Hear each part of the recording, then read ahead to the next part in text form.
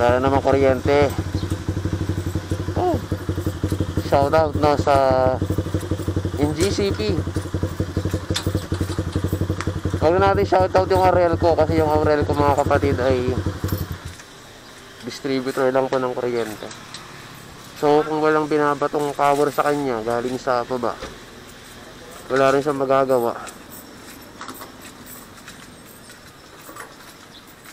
So wag na nating isisi sa Aurelco.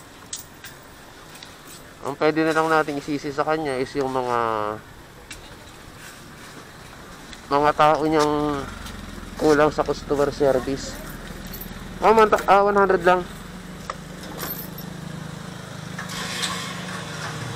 May kuryente na?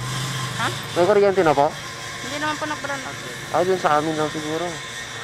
Wala mga 30 minutes ago. Sa Basal.